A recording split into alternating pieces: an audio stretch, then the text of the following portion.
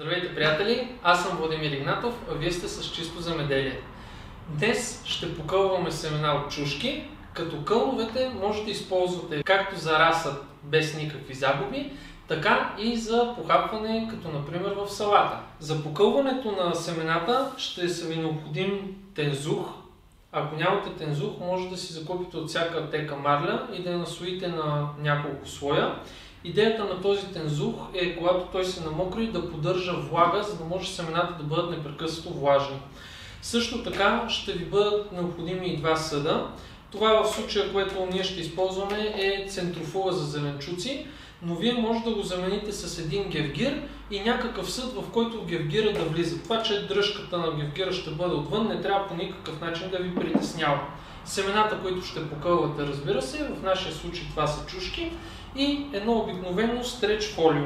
Взимаме тензуха, поставяме го в гевгира, след това разпределяме равномерно семената да бъдат на дъното, завиваме отгоре с тензуха. Ако ви използвате марля, е достатъчно да имате няколко марли една върху друга, с които да покриете семената. Ако използвате тензух, просто го покривате, отколкото пласта ще ви се падне. След това изваждаме само гевгира от съда и намивката много хубаво го промиваме, за да се намокри целия. Оставяме намивката малко да се изцеди гевгира и след като спре от него да тече вода, го слагаме в купата и стречоваме с фолиото. Идеята на фолиото е да запази влагата и да поддържа по-добра, по-висока температура на кълновете, за да може те да покълнат по-ефективно и по-бързо. След като сме фолирали съда, в който ще покълваме, го прибираме на тъмно и топло място. Необходимо е всяка сутрин и всяка вечер, задължително по 2 пъти на ден, да се изважда гевгира или съда, който е пропускливия, в който ще покълвате, и да се премива намивката. Отцежда се и отново се връща. За да не фолирате всеки път, може да отворите фолиото отдолу, да го махате, да премивате и след това да го връщате.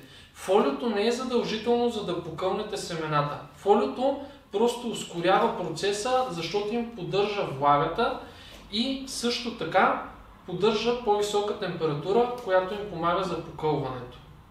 Проблема е, че ако семената останат твърде дълго време без влага, след това те не могат да покълнат, защото изсъхват и умират. А фолиото, когато е поставено, то ги предпазва от това. Те няма как да изсъхнат, докато са фолирани. Не е нужно, когато премивате всеки път, да отваряте и да наблюдавате семената. Нужно е, когато извадите гевгира, да видите отдолу дали са тръгнали коренчета. И когато вече имате тръгнали коренчета, може от време на време да отваряте марлята или да развивате тензуха, за да ги наблюдавате. Ако ще използвате кълновете за разсад, както ще направим ние, което ще ви покажем в следващите видеа, е необходимо кълна да е тръгнал съвсем малко, където вече се поставя в пръст и се покрива, за да стане разсад. Надявам се видеото да ви е било интересно и полезно. Абонирайте се за канала ни, за да не изпускате други интересни и полезни видеа.